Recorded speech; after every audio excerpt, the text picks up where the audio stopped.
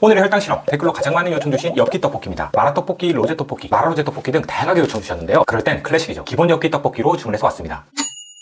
공복 혈당 85. 포장해온 엽떡이 2, 3인분이라 1인분으로 덜어서 먹었습니다. 소세지도 먹어주고 치즈. 저는 매운 걸 잘 먹습니다.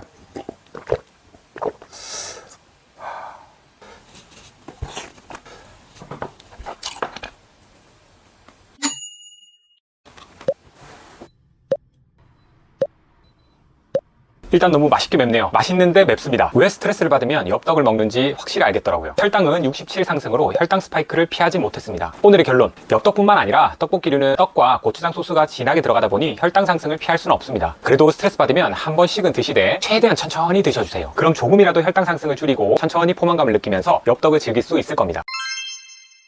분식 전문 체인점에서 혈당 폭탄인 떡볶이를 대신해서 양배추를 듬뿍 넣어서 시판한 양배추 볶기입니다. 오늘 실험해볼 양배추 볶기는 떡볶이에 떡이 들어가는 대신 양배추가 들어가고 설탕을 전혀 쓰지 않은 당 0g 레시피라는데요. 과연 혈당이 안 오를까요? 바로 한번 실험해보겠습니다. 공복 혈당 95. 떡볶이에 양배추를 넣어가지고 이거는 저당 양배추 볶기. 정말 이거 하기 전에 막걸리 먹었지? 우도 땅콩 막걸리. 그래서 그렇구만. 맛있긴 맛있네. 혈당만 작게 나오면 먹으면 하겠다. 맛있는데 너무 나은 게 아니라 나는 그냥 떡볶이 먹을 때 이거 시켜 먹을래. 이거 소스도 저당이거든. 진짜?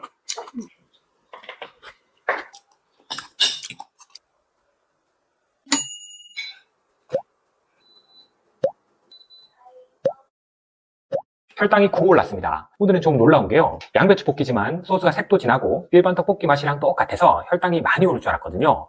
참 대단합니다. 오늘의 결론, 떡볶이가 너무 먹고 싶을 때 양배추 볶기, 혈당 걱정 없이 즐기기 좋은 식품입니다. 실험에 사용한 제품은 1인분에 200kcal도 안 되게 만들었기 때문에 다이어트 하시는 분들도 한 번쯤 드셔도 될 것 같습니다. 집에서 저당 고추장과 양배추를 이용해서 직접 만들어 드셔보셔도 좋을 것 같고요. 떡볶이를 대신한 이 양배추 볶기처럼 짜장면이나 냉면과 같이 혈당을 많이 올리는 음식들도 혈당을 덜 올리는 재료로 대체해서 만들면 걱정 없이 드실 수 있을 겁니다.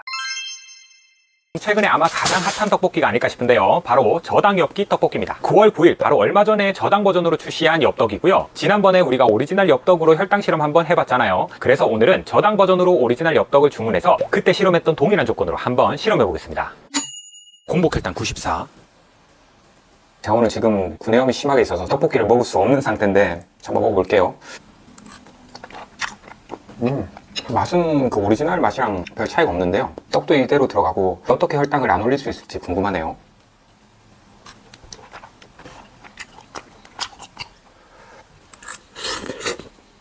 맵다. 옛날에 매운 거 잘 먹었었는데 왜 이렇게 됐지? 지난번에 양배추 볶기는 양배추를 이용하니까 저당이 될 수 있는데 이 밀떡을 쓰는데 저당이 된다고요? 네, 마지막입니다.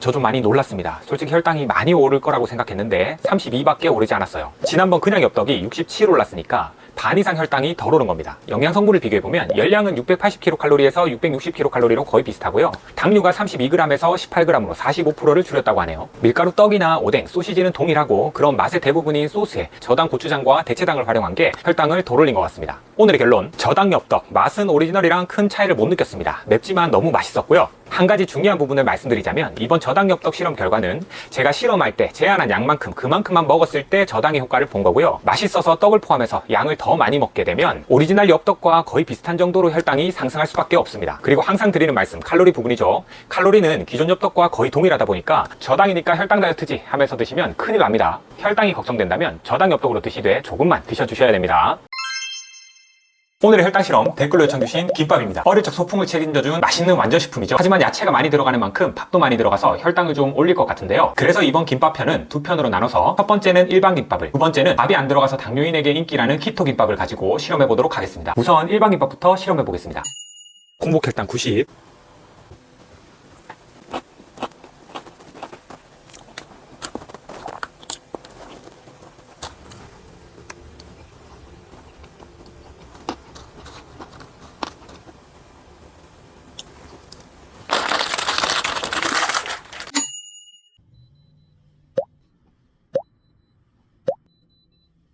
이게 무슨 일인가요? 혈당이 너무 올랐고 상당 시간 고혈당이 유지되었습니다. 아무래도 흰쌀밥이 많이 들어가기 때문에 어쩔 수 없는 결과입니다. 오늘의 결론, 김밥도 상당히 혈당을 많이 올리는 음식입니다. 여기에 라면까지 먹는다면 혈당이 폭탄일 것 같은데요. 좀 더 건강한 김밥은 없을까요?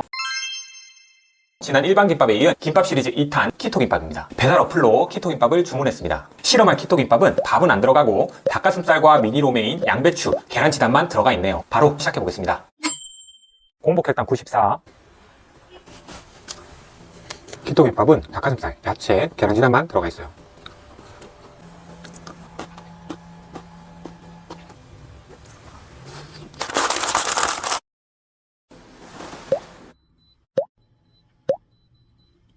놀랍습니다. 지난 일반 김밥은 혈당을 68이나 올렸는데 이번 키토 김밥은 13밖에 안 올랐습니다. 당뇨인들에게 인기가 있을만하네요. 오늘의 결론, 키토 김밥은 비교적 혈당 걱정 없이 먹을 수 있는 음식입니다. 단, 밥은 당연히 안 들어가야 되고 속재료도 혈당을 많이 올릴 만한 것들은 들어가 있으면 안 되겠습니다. 오늘 실험한 키토 김밥에도 닭가슴살이 많이 들어가 있었는데요. 아마 이게 당을 덜 올리는데 기여하지 않았나 싶습니다. 혈당이 걱정이신 분은 키토 김밥으로 한 줄 드셔주시면 되겠습니다. 오늘은 삶은 계란 2개를 먼저 먹은 뒤에 지난번 김밥 혈당 실험에서 먹었던 동일한 김밥을 먹고 혈당 변화를 관찰해 보겠습니다. 공복 혈당 97.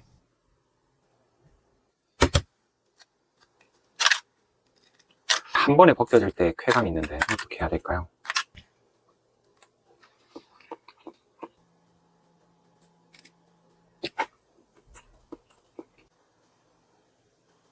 애들김밥 너무 맛있어요.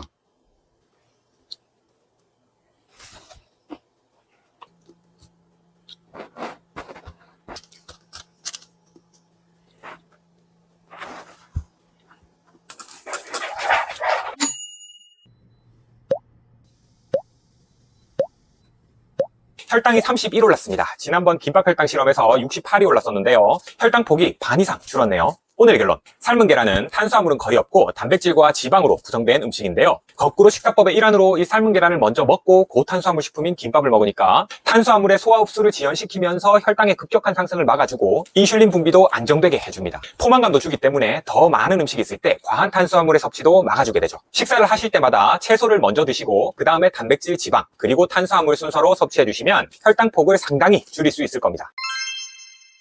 은은한 고기향에 속이 꽉 찬 간편식 1위, 만두입니다.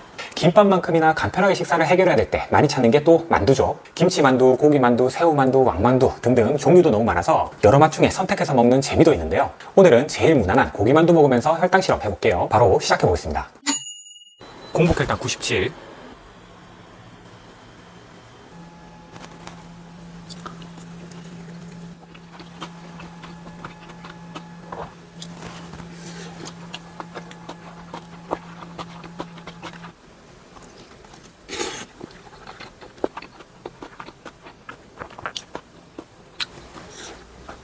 항상 이 마지막 한 개가 아쉽죠.